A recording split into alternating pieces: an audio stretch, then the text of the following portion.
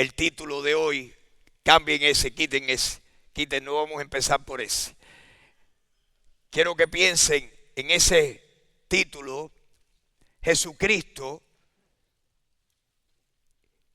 Ojalá que usted lo pueda decir conmigo, Jesucristo. 4 palabras, pero qué poderosa. Jesucristo, mi sustituto legal. ¿Quién puede decir eso conmigo que sea de verdad de aquí adentro? Jesucristo, mi sustituto legal. Yo no sé cuántos han tenido alguna vez un problema con la ley. Y la ley los ha perdonado, el juez los ha perdonado. Yo sé lo que es eso. De la única manera que el juez del universo nos puede perdonar para nosotros poder vivir con Él para siempre, que es lo más grande y lo más sublime que un ser humano puede tener, saber que el día que pase de esta vida corta, de esta vida tan breve, la próxima vida es tan larga, la eternidad es tan larga y tan permanente, y para allá vamos todos.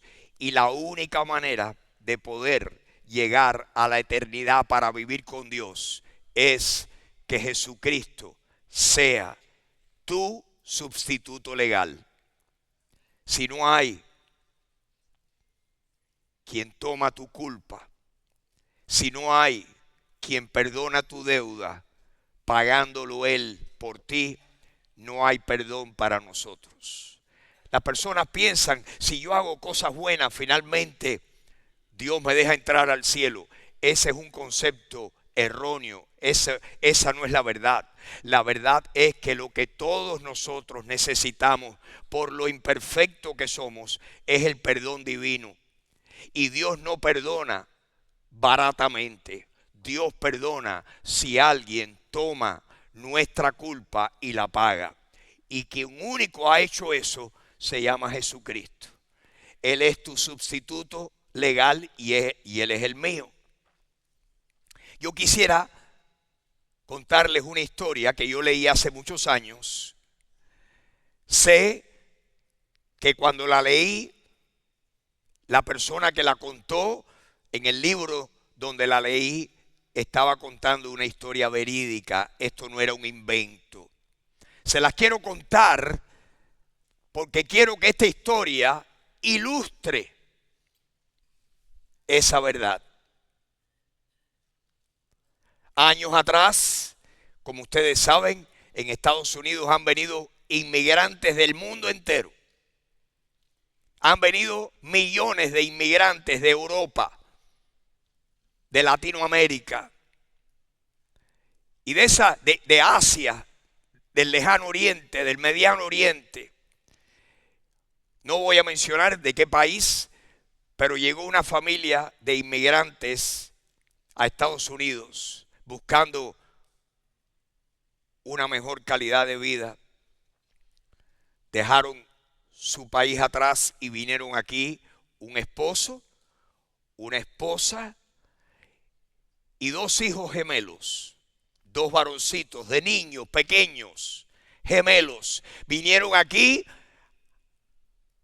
a forjarse una vida nueva con todas las dificultades que ustedes mejor que nadie saben que se pasa cuando uno llega aquí.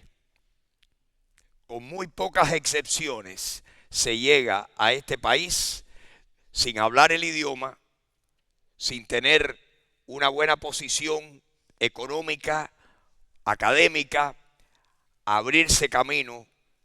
Son 1001 trabajos y dificultades. Llegó esta familia aquí. Tristemente, el hombre se enfermó y murió.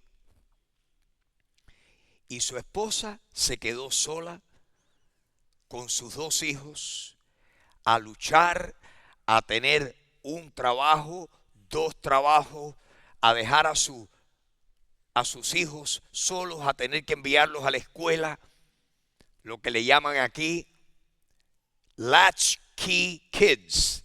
Latchkey Latchkey Kids. En esta iglesia han habido su buen número de Latchkey, que son niños del pestillo.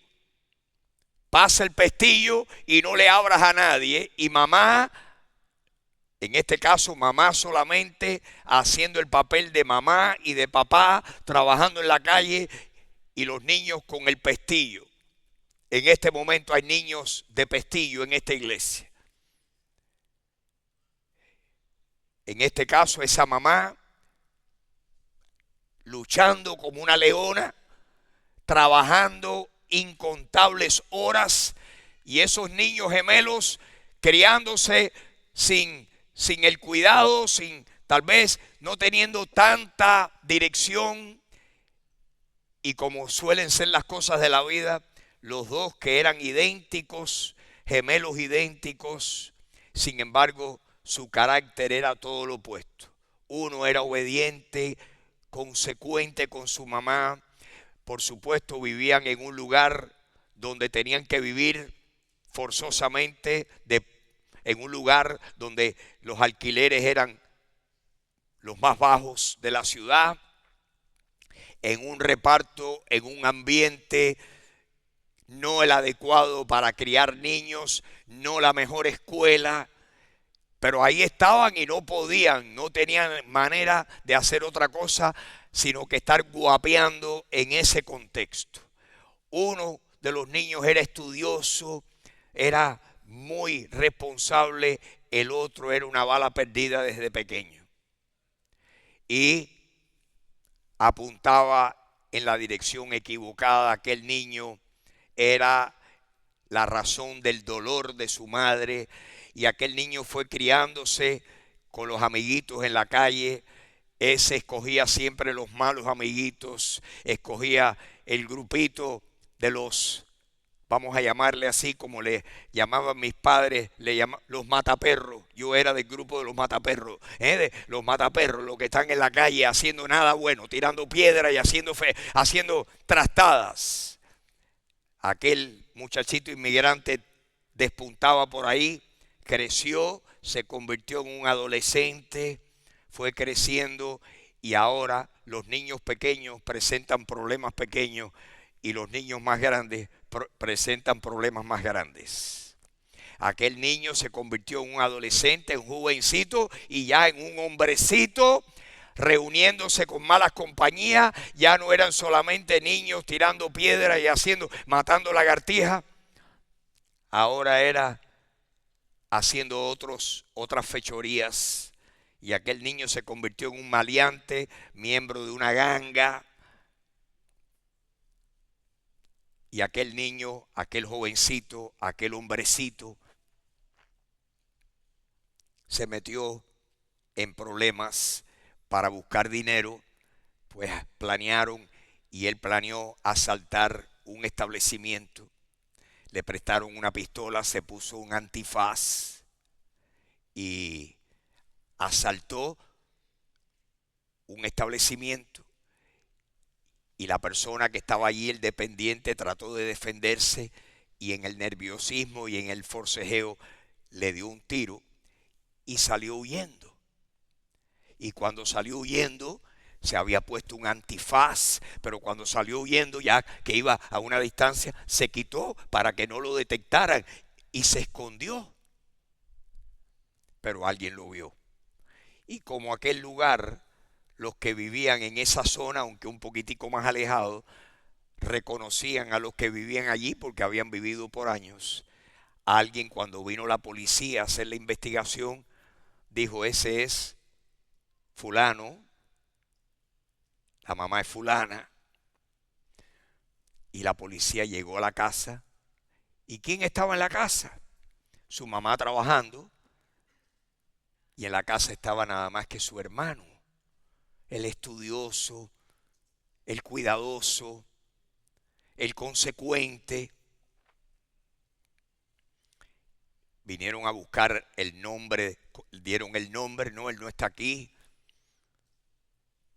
La policía se fue y él se dio cuenta: mi hermano ha hecho algo malo. Averiguó, sí, hubo un asalto, y alguien ha identificado a tu hermano y lo están buscando. Y él pensó, si mi hermano le ha causado tanto dolor y tantas lágrimas y tanto sufrimiento a mi mamá, ¿qué va a pasar si se entera que ha cometido un crimen mayor y que alguien lo identificó y que lo van a condenar y lo van a sentenciar y lo van a meter preso? Mi pobre mamá va a morirse de tristeza. Y ese muchacho, cuidadoso de su mamá, consecuente, obediente, estudioso, pensó seriamente y dijo, ¿qué puedo hacer yo? ¿Y qué hizo?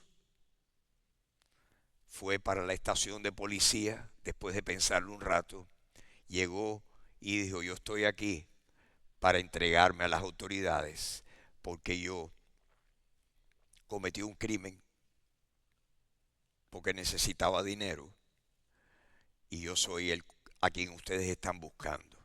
No, pero ese no es el nombre, soy yo. Eran idénticos, soy yo. Para hacerle la historia larga corta, ese jovencito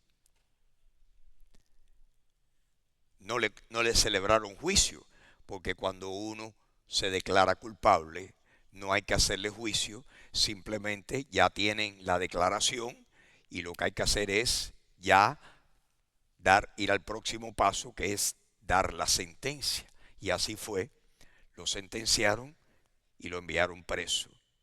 Y su hermano quedó en la calle libre. Él no sabía que el corazón de su madre iba a estar roto de todas formas, pero él, queriendo cuidar el corazón de su madre, que había llorado tantas noches y tantos días y que él lo había presenciado, quiso minimizarle el dolor a su madre y tomó la responsabilidad y asumió la culpa, y condenaron al inocente para dejar al culpable libre. Y eso es lo que Jesucristo hizo por ti y por mí. Jesucristo vio tu culpa, había una sentencia. En el caso del reino de Dios y de este estado perfecto de derecho, donde la ley tiene que cumplirse y cuando la ley se viola, tiene que haber un castigo, porque Dios no perdona baratamente. Dios no perdona, no regala los perdones así por barato, sino que Dios dice que en su amor Él quiere perdonar, pero en su justicia tiene que castigar. Dios aceptó que su Hijo Jesús viniera a este mundo, se hiciera hombre y como hombre fuera sentenciado, fuera hallado culpable y llevara los pecados de los hombres, que son muchos. Tú y yo estamos llenos de pecado y no hay manera de que un hombre se pueda limpiar de todos sus pecados, pero lo que les puedo decir es que Jesucristo, por ser Dios, es poderoso para perdonar todos los pecados. Él murió y sufrió el castigo, porque la Biblia dice que el que viole la ley de Dios está maldito y tiene que morir. Maldito todo aquel que no cumpla todas las palabras de la ley para obedecerlas todas. Maldito el que no cumpla todas. Y como todos la hemos roto, Jesucristo tuvo que morir por nosotros. Él, siendo el justo, murió por los injustos para podernos llevar a Dios. Se hizo culpable al que no conoció pecado, Jesús, por nosotros. Dios lo hizo pecado para que nosotros fuésemos hechos justicia de Dios en él. Y Jesucristo se convirtió en nuestro sustituto legal. ¿Qué es un sustituto legal?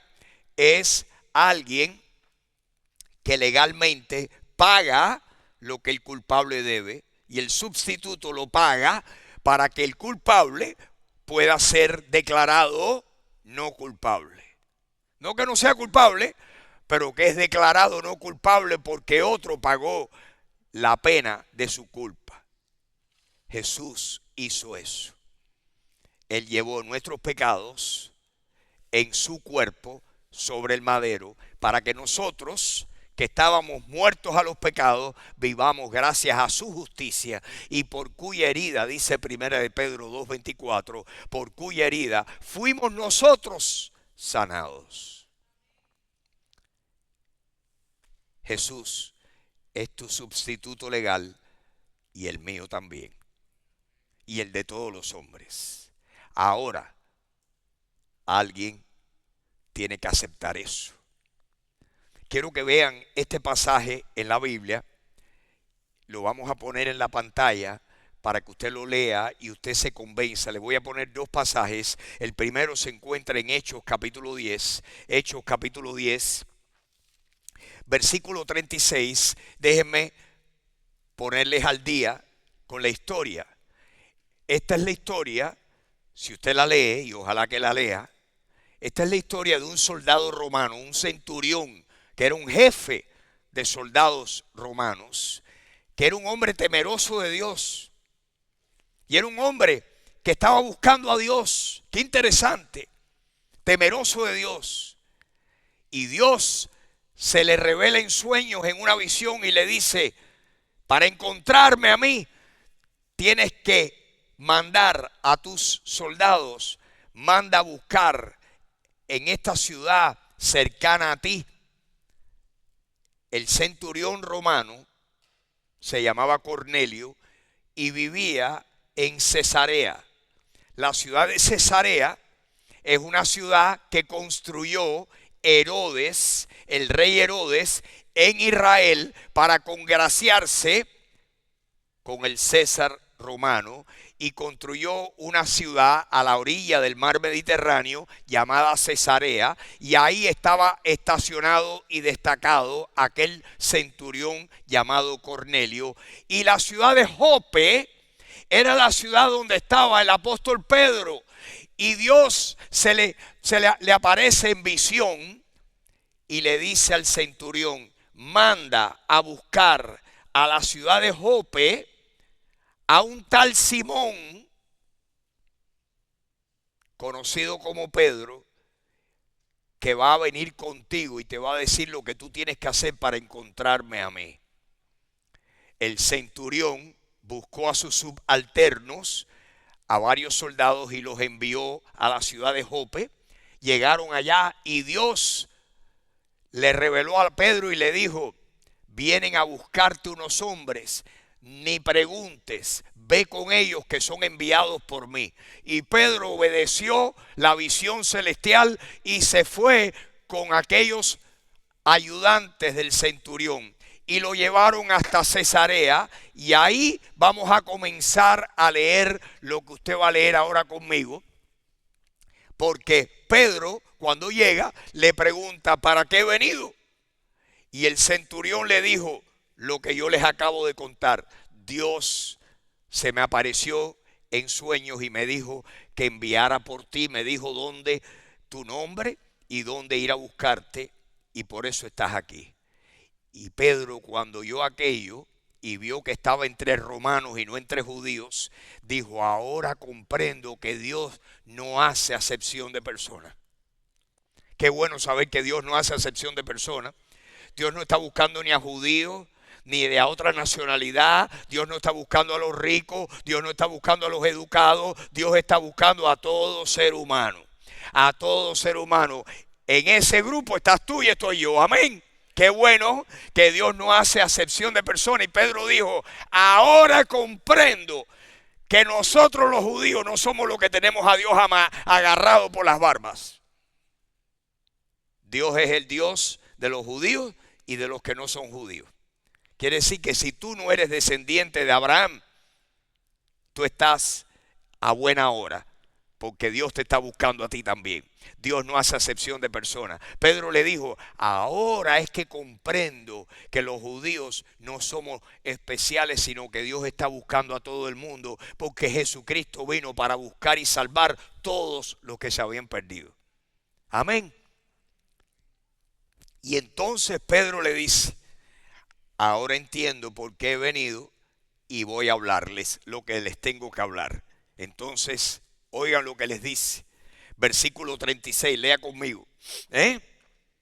Dios le está hablando a Romanos,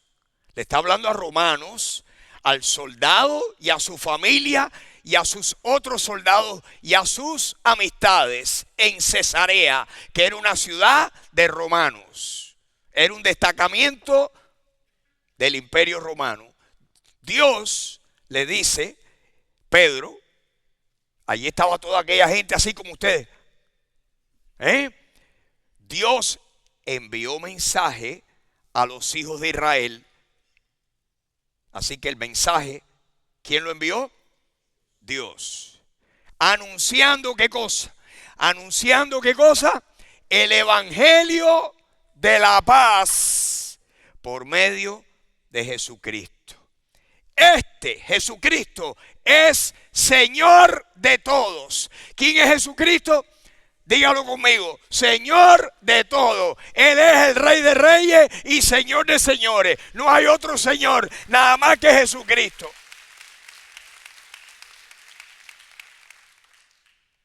El otro día alguien me estaba diciendo, alguien me estaba queriendo convencer de su creencia.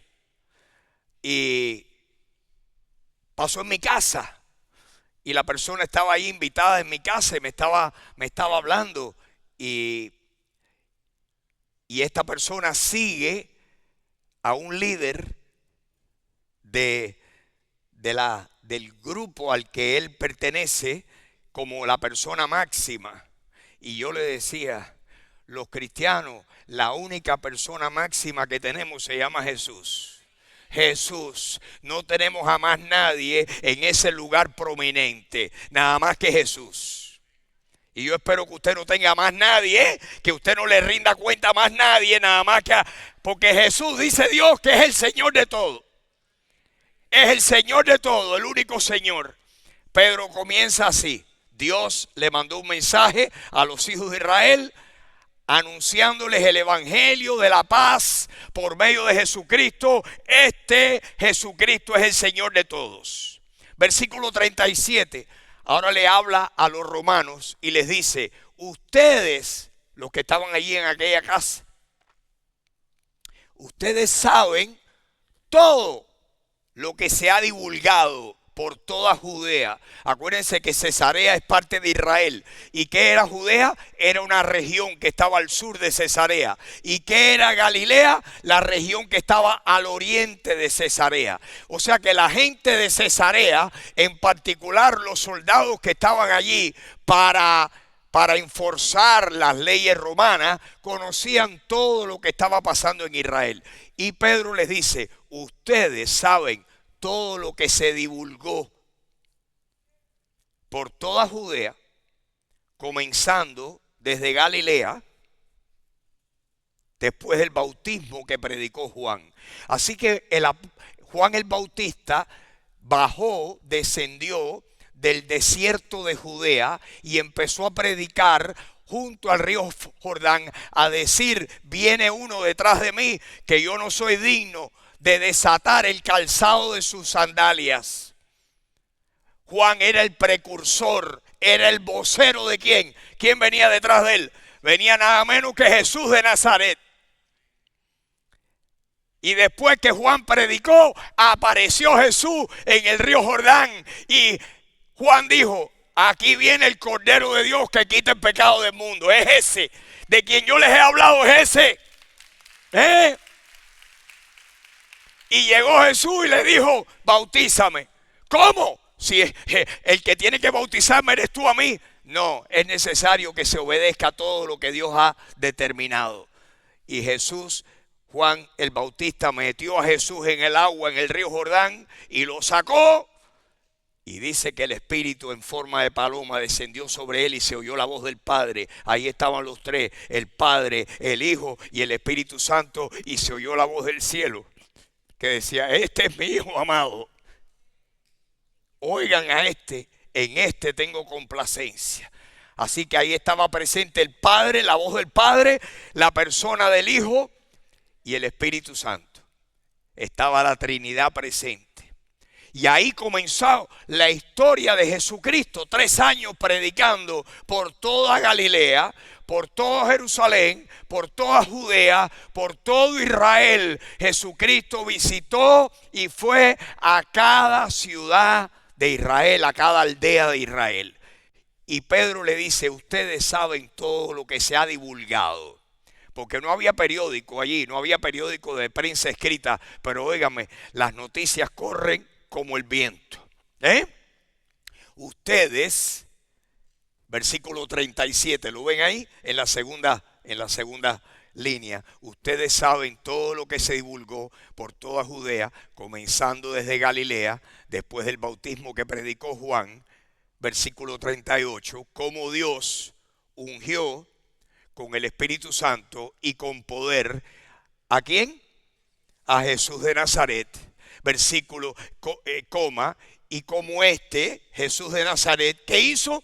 Anduvo haciendo bienes y sanando a todos los oprimidos por el diablo, porque Dios estaba con él. Jesús lo que vino es a predicarle y a salvar a los cautivos y a liberarlos de las garras del diablo. Y sigue haciendo eso Jesús hoy. Jesús sigue siendo el único que nos puede arrebatar de las garras del diablo. Y sigue sanando y sigue haciendo bienes. Dios estaba con él. Versículo 39. Y ahora Pedro le dice a aquellos romanos, y nosotros somos testigos de todas las cosas que Jesús hizo en la tierra de Judea y en Jerusalén. Nosotros lo vimos. Nosotros somos testigos oculares de eso. Versículo 40. Perdón.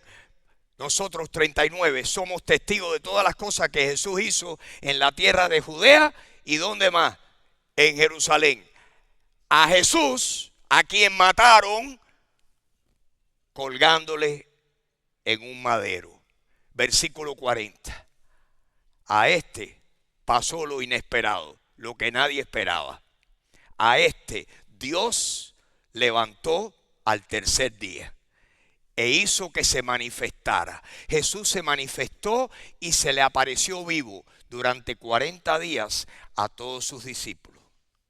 Y ustedes saben por qué se convirtieron de unos pobres y miserables cobardes a valientes que dieron su vida por el Señor, porque lo vieron resucitado y decían, no podemos dejar de decir lo que hemos visto con nuestros ojos.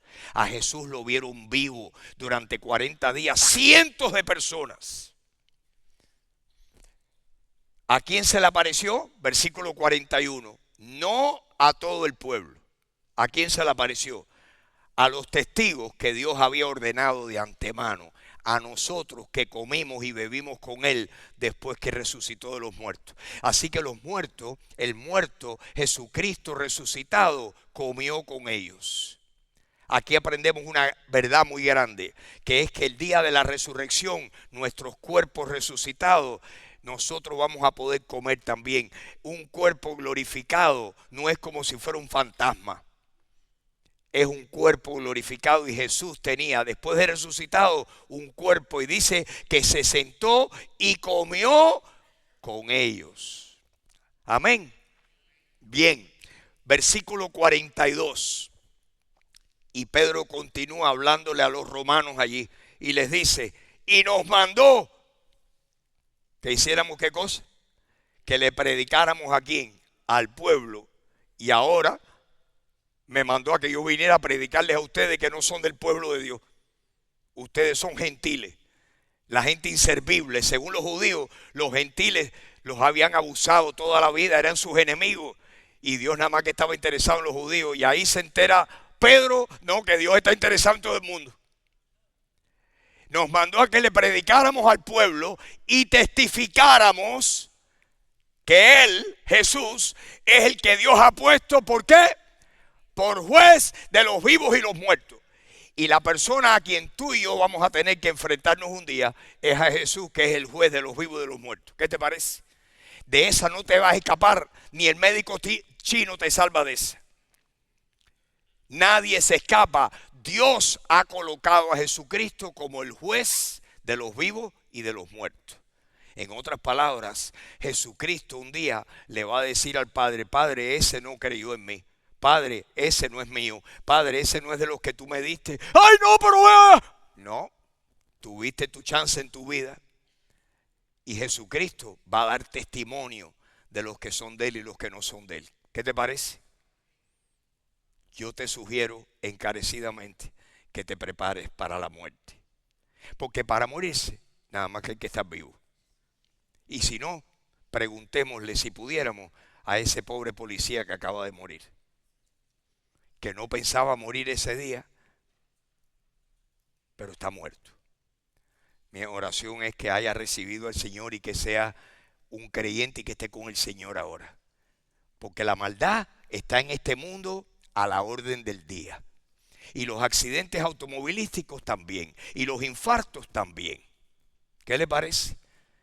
Lo peor que un ser humano puede hacer es no estar preparado para la muerte. Porque estar preparado para la muerte es haber hecho las paces con Dios. El que hace las paces con Dios y sabe que es de Jesucristo y que sus pecados están perdonados y están lavados por la sangre de Jesús, está preparado para morirse. Y dicho sea de paso, los hombres que están preparados para morirse son los que verdaderamente son los que están mejor equipados para vivir en esta vida. ¿Por qué? Porque si somos de Cristo, entonces podemos vivir como Dios quiere que vivamos. Pero ahí no termina, oigan esto. Aquí viene la parte importante. Pedro le dice al soldado, a Cornelio y a toda aquella gente, porque dice que la casa estaba llena de gente. Él nos mandó que le predicáramos y le testificáramos al pueblo que Él es el juez de los vivos y de los muertos. Pero aquí viene la parte importante para ustedes y para mí. Miren lo que le dice, cómo termina aquellas palabras. De este Jesús dan testimonio, ¿quiénes? Todos, ¿quiénes? Los profetas. Que todos los que en Él creyeren recibirán perdón de pecados porque son muy buenos. No, recibirán perdón de pecados porque Jesús, su nombre, significa Dios que es el Salvador. Yeshua, Josué, significa Dios es mi Salvador. Y cuando le decimos: Jesús, tú moriste por mí, derramaste tu sangre por mí, fuiste mi sustituto, tomaste mi lugar, pagaste mi deuda y yo ahora disfruto de no ser hallado culpable porque tú te hiciste culpable por mí. Yo creo en ti, Jesús, dame vida eterna. De este dan testimonio todos los profetas, que todos los que creyeren en Él recibirán perdón de pecados por su nombre. Mis hermanos, así es como recibimos perdón de pecado. ¿Qué me puede dar perdón?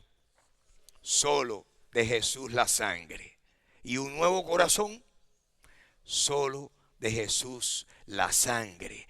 La sangre de Jesús es precioso, el raudal que quita todo mal. No hay otro manantial, solo de Jesús la sangre. Y el día que lleguemos a las puertas del cielo, y si un ángel estuviera ahí y nos preguntara: ¿por qué te debo yo dejar entrar? Si usted pudiera decirle: Jesús lavó mis pecados y yo fui perdonado, Dios le va a dar entrada al cielo. Quiero mostrarles un pasaje más que hemos venido leyendo en estos días, que está en Romanos capítulo 3, Elvis. Romanos capítulo 3. Romanos capítulo 3. Miren lo que dice, versículo, leyendo, comenzando con el versículo 19. Aquí no hay excusa, Aquí usted lee a pulso la Biblia. Yo no tengo nada mejor que ofrecerle a ustedes que leer la Biblia detenidamente, despacito, despacito, para que nos caiga bien la moneda. Pero si usted puede entender la palabra de Dios, y si Dios es tan bueno y misericordioso que abre nuestro entendimiento para entender su preciosa palabra, usted pasa de muerte a vida. ¿Qué le parece? Yo no tengo mensaje más lindo, no tengo palabras más lindas, no tengo un sermón poético. Leer la Biblia, leerla despacito, detenidamente, para que usted la pueda entender y tratar de darle alguna palabra más entendible entre versículo y versículo, es lo mejor que yo puedo hacer por usted. Lo mejor que usted puede recibir en esta iglesia es la Biblia a pulso. Y mi deseo y mi anhelo y mi oración es que usted diga, caramba, qué bueno está eso. Me voy a poner a leer la Biblia yo solo. Señor, Espíritu Santo, ayúdame a entenderla. Y usted va a ver las maravillas que Dios va a hacer en su vida. Amén. Claro que sí. La historia. Dicho sea de paso, quiero contarles que lo que le pasó a Cornelio es que en el momento en que Pedro dijo, de este dan testimonio todos los profetas, que todos los que en él creyeren recibirán perdón de pecado por su nombre, dice que al instante el Espíritu Santo cayó en aquel lugar y todos fueron llenos del Espíritu y empezaron a hablar en otros lenguajes las maravillas que Dios les estaba dando que hablaran. Miren qué maravilla. Aquella gente estaba tan hambrienta, tan lista, tan preparada para oír el mensaje del perdón que hay en Cristo, que oyéndolo y creyendo pasó simultáneamente. Y pasaron de muerte a vida. Léalo, porque está en el versículo 44 y 45. Cuando tengan tiempo después, léanlo. Pero miren lo que dice Romanos capítulo 3. Dice así, nosotros sabemos, volviendo a Romanos 3, que le hemos dado durísimo a Romanos 3, sabemos que todo lo que la ley dice, la ley de Dios, la ley moral de Dios, no hagas esto, no hagas esto, no hagas esto, no hagas aquello, no hagas esto otro, haz esto, haz esto, haz esto, haz esto. Todo lo que la ley moral de Dios dice, lo dice ¿para quién? A los que están bajo la ley, para que toda boca, ¿qué? Que diga, ay, no se puede hacer esto. Ay, pero si yo lo he hecho. Y hay que hacer aquello. Oye, pero yo nunca he hecho eso. Soy culpable. Lo que la ley dice, lo dice a los que están bajo la ley, para que toda boca se cierre y todo el mundo quede ¿cómo? Con la mano arriba. Soy culpable. Quede bajo el juicio de Dios. Versículo 20, ya que por las obras de la ley ningún ser humano será, léanlo, estas no son mis palabras, ya que por las obras de la ley moral de Dios, ningún ser humano será ¿qué? Justificado delante de él, porque por medio de la ley es el conocimiento del pecado. La ley nos salva, la ley condena. La ley nos salva, la ley no nos hace bueno, la ley nos muestra que hemos sido malos. Y a cada rato la ley nos muestra eso. Versículo 21. Pero, tremendo pero ahora, ¿qué pasó ahora? Aparte de la ley se ha manifestado ¿qué cosa? La justicia de Dios, testificada por la ley y por los profetas. Versículo 22, la justicia de Dios por medio de la fe en Jesucristo para todos los que en Él creyeren, porque no hay diferencia. Versículo 23, por cuanto todos, como dice el 23, véanlo ahí, por cuanto todos pecaron y todos están destituidos de la gloria de Dios. ¿Cuántos hemos pecado? Todos. ¿Cuántos estamos destituidos de la bendición y de la gloria del cielo? De poder ir a la gloria. ¿Cuántos estamos destituidos? Si todos hemos pecado, todos los que han pecado están destituidos de la gloria de Dios. Pero ahora, porque vino Jesucristo, miren lo que dice el 24. siendo justificados. ¿Cuál es la palabrita próxima?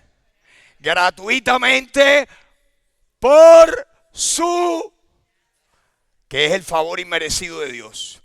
Somos justificados gratuitamente por su gracia mediante la redención que es ¿en quién? En Cristo Jesús. Versículo 25. ¿Y qué hizo Dios? A quien Dios puso como propiciación por medio de la fe. ¿En qué? Tú y yo. Dios, la propiciación, el pago con sangre que Dios permitió que Jesucristo hiciera, el pago con sangre que Jesucristo derramó hasta la última gota de su sangre, de su cuerpo, toda su sangre la derramó cuando le metieron aquella lanza en su costado y aquel pericardio se reventó. Todo su cuerpo se desangró allí al pie de la cruz. O sea, la sangre que había perdido, la última que le quedaba, le metieron la lanza y derramó toda su sangre allí en la cruz del Calvario. Y dice que cuando nosotros ponemos nuestra fe en su sangre, somos redimidos y somos rescatados. Y el sacrificio de Dios queda satisfechamente a favor nuestro. Dice que Dios ha hecho eso. Dios lo puso a él, a Jesucristo, como propiciación por medio de la fe en su sangre para manifestar su justicia, a causa de haber pasado por alto en su paciencia los pecados pasados. Versículo 26, con la mira, o sea, mirando para el futuro, con la mira de manifestar en este tiempo su justicia, a fin de que Él sea el justo, número uno, y dos, que Él sea el que justifica, el que es de la fe de Jesús. 2 versículos más y terminamos. Versículos 27 y 28, Elvis. ¿Dónde pues está la jactancia? ¿Podemos jactarnos de algo? ¿Puedo yo decir, yo me gané? Wow, todos esos años que prediqué, todas esas cosas que hice, me gané, le di un empujoncito para que Dios me diera el cielo. Aquí todo el mundo se salva siendo un pecador perdonado. Al cielo nada más que entran pecadores perdonados, pecadores lavados en la sangre de Jesucristo. ¿Me entendieron? Lavados en la sangre. Si tú puedes decir hoy, la sangre de Jesús me ha lavado de toda la mancha de mi pecado. Con pena amarga fui a Jesús, mostréle mi dolor, perdido errante, vi su luz, bendíjome en su amor. En la cruz, yo primero vi la luz y las manchas de mi alma allí la ve. Fue allí por fe donde vi a Jesús. ¿Dónde está la jactancia humana? ¿Queda cómo? ¿Cómo queda la jactancia de los seres humanos? Excluida. ¿Por cuál ley? ¿Por la ley de las obras? No. ¿Por cuál ley? Lo que excluyó la jactancia nuestra es que Dios ha hecho el jueguito parejo. Es por fe para todo el mundo. Tienen que creer lo que mi hijo hizo por ustedes. La ley de la fe. Con versículo 28 y terminamos. Concluimos pues que el hombre es justificado por fe sin las obras de la ley. El justo pagó por los pecadores para que Dios pudiera decirle a los pecadores: ¿creíste en este? ¿Creíste en la sangre de este? Sí, creí. No eres culpable. Si tú quieres que Dios te declare no culpable, tienes que bañarte y lavarte en la sangre de Jesucristo. Amén. Yo no sé cuántos se han lavado en la sangre de Jesús. Yo estoy lavado en la sangre de Jesús. Y Dios, como yo creo su palabra, y Dios no miente, ni exagera, ni se equivoca, la Biblia dice que la sangre de Jesús es la que nos da el perdón para no ser hallados culpables y que seremos salvos de la ira venidera si creemos en su sangre. ¿Tú crees en su sangre? ¿Tú crees de verdad en su sangre? Si tú crees de todo corazón que la sangre de Jesucristo pagó todos tus pecados y tú le dices, Jesús, yo estoy confiando en tu muerte por mí, en tu sangre preciosa. Eso es lo único que me puede dar entrada al cielo. Si tú crees eso de todo corazón, tu fe es contada por justicia. Concluimos pues que el hombre es justificado por fe sin las obras de la ley. Amén. Señor, póngase de pie, mis hermanos. Señor, Señor, Señor. Señor, es tu Espíritu Santo quien único puede interpretar mis palabras. Señor, lo he dicho lo más claro que yo sé, Señor. Pero, Señor, esto no es cuestión de decirlo claro. Es cuestión de que tú hagas la obra en el corazón de cada uno de los que estamos aquí, Señor. Que no haya una persona aquí que profese que sea cristiano con una etiqueta de cristiano. Te pido que cada persona aquí sea un genuino cristiano porque ha sido lavado en la sangre de Jesucristo. Y Señor, todos los que han sido lavados en tu sangre, en la sangre de tu Hijo, sabemos que son propiedad de Jesucristo. Y Señor, en esta mañana yo te pido que tú le hables a alguien aquí, mi amigo o mi amiga. Yo no sé quién tú eres, no sé para quién era este mensaje en esta mañana. Pero si tú crees que era para ti, ahí solito, en voz baja, Dios no tiene que oír tu voz en voz alta. Créeme que Dios oye tu voz. Es más, Dios oye tus pensamientos sin que nadie los oiga. Pues dile en este momento, Señor, yo soy culpable. Pero Jesús es mi sustituto. Él murió en mi lugar. Él pagó la deuda que yo debía. Yo creo eso. Dios, yo creo que Jesús pagó mi deuda. Por sus llagas, sano soy. Por sus llagas, sano soy. Por sus llagas, libre soy. Y yo creo eso de todo corazón. Dile, Jesús, que tu sangre me lave de todos mis pecados. Entra en mi vida. Entra a vivir dentro de mi espíritu. Yo te invito, yo abro mi voluntad y te pido, Jesús, que entres a vivir en mi espíritu porque yo creo en ti. Límpiame, lávame y perdóname de todos mis pecados. Te acepto como mi Salvador. Díselo ahí en voz baja, en silencio, en tus pensamientos, en tu fuero interno, díselo. Jesús te está oyendo. Y Jesús dice, de cierto os digo, el que cree en mí tiene vida eterna. Tiene vida eterna. Y Señor, solo tú puedes salvar a cualquiera que esté aquí, que todavía no sea salvo, que esté aquí y que esté cerca, como aquel centurión, pero hasta que no lo oyó, hasta que no oyó el mensaje de paz del evangelio, no se salvó.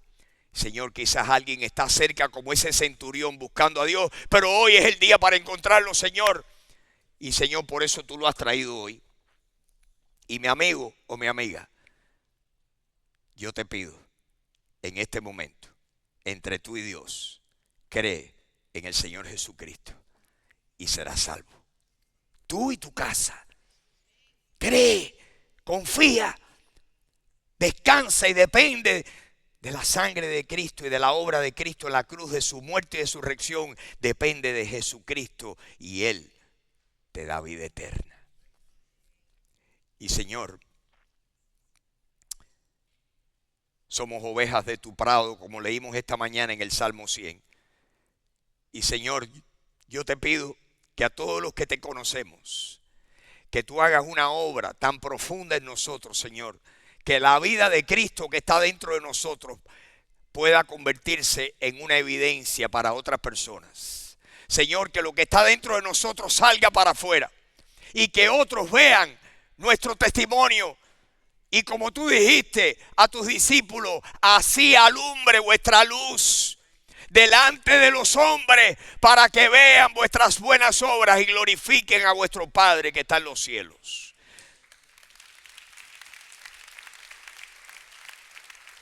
Señor, no es que hacemos buenas obras para entonces salvarnos. Es que las buenas obras son producto de que la salvación está adentro y estamos dejándola que salga para afuera. Señor, esa nueva vida que tú nos has dado, que se exteriorice y que cambie nuestras vidas, nuestros hábitos. Cámbianos, Señor. Que seamos quienes debemos ser cuando nadie nos está mirando. Cuando solo tú sepas lo que está pasando, que ahí, Señor, la victoria que hay en Jesucristo se haga patente en la vida de nosotros. Que así sea en mi vida, Señor. Y que sea así en la vida de mis hermanos aquí. Gracias, gracias, Señor. Gracias, Dios. Gracias por la salvación. Gracias por tu gran perdón. Gracias por darme a mí y a todos nosotros la vida eterna. Oh, gloria a ti. ¿Cuántos le dan la gloria a Dios? La gloria a Dios.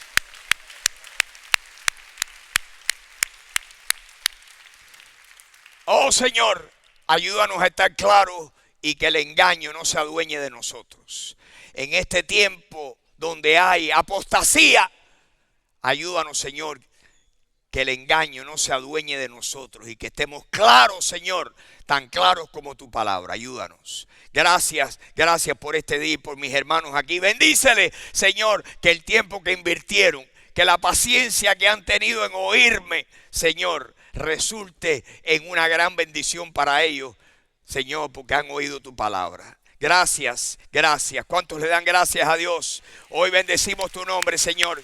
Te damos gracias en el nombre de Jesús. Amén, amén, mis hermanos, amén, amén. Gracias una vez más por estar aquí esta mañana y por permitirme pasarme de hora. Que Dios le bendiga, que Dios le bendiga. Gracias, que tengan tremendo almuerzo, que le nutra mucho la hamburguesa esa, o arroz con huevo y platanito maduro. Que Dios